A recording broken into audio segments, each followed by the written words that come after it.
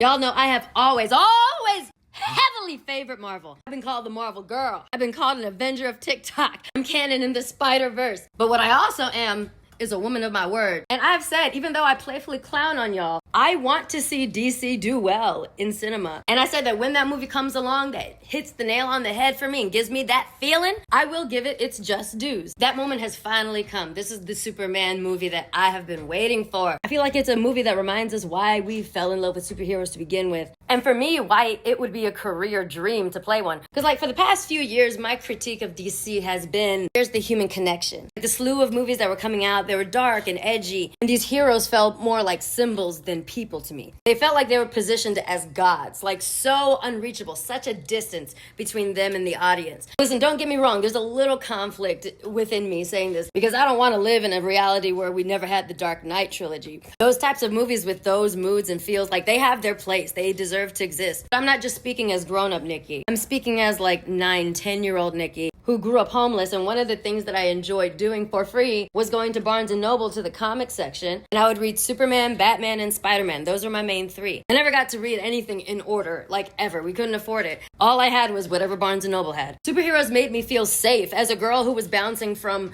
one traumatic environment to one traumatic environment to another traumatic environment. And Superman was definitely one of those heroes that made me feel safe, but over the past few years, he got scary. Like, it was edgelord Superman, which again, there's room for this kind of media, dark side of ultimate power and all that. But I think over time, this edgelord persona, it appealed to the wrong people. And then Superman became this symbol that was co-opted by tiny, tiny little men that didn't get hugged enough in their childhood and don't get the attention they want from women. And they feel gassed up by the idea of absolute power. And in the spaces where we talk about movies on social media, it's a symbol that has been co-opted by ain't shit creators with bigoted takes and 16-year-old incels as their audience. Some of them are also people that glaze Homelander, because again, they never got the point of Superman. That's why they're out here looking like idiots going, oh, Superman went woke, they ruined it. No, you did. Superman over time became a symbol that didn't feel safe anymore. And maybe it's because of the times that we're living through right now that we don't need edgelord material right now. Absolute power corrupts absolutely.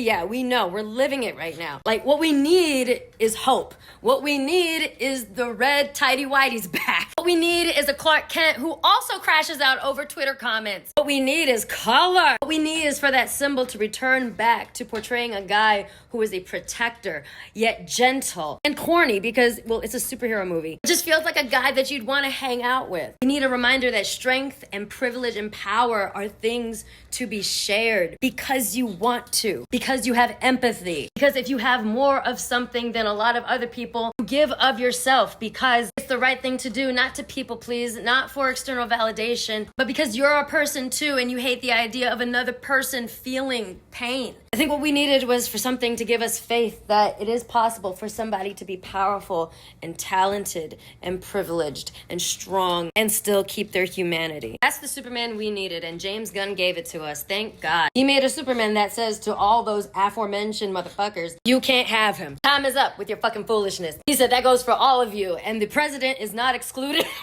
He said, that means you too, motherfucker. I tell you what, as someone working in the industry, it was so refreshing to wake up to the headline of James Gunn suing the White House for photoshopping that motherfucker's head onto the Superman poster. No, but seriously, as an actor who I feel like the field in which I work is being impacted and attacked because of this guy in many forms, including him urging this shift away from DEI and then watching some entities bend the knee to that. It's nice to see him standing up. And over Superman, no less. The flagship superhero. You cannot touch it. This Superman was great. It made me feel all sparkly inside. It made me feel optimistic. It made me feel cared for. The score was moving, brilliant, absolutely gorgeous, and paying homage to the original theme. It had a little extra emotionality that I just feel like we need it right now. And it just means so much to me to see that symbol return to what it always has stood for. A symbol that gave hope to me as a little girl who over and over and over again was just in situations where I desperately needed and wanted to be saved. And I'm happy for the hardcore, true blue DC fans. I really am. I think this is the beginning of something new and beautiful. Congratulations.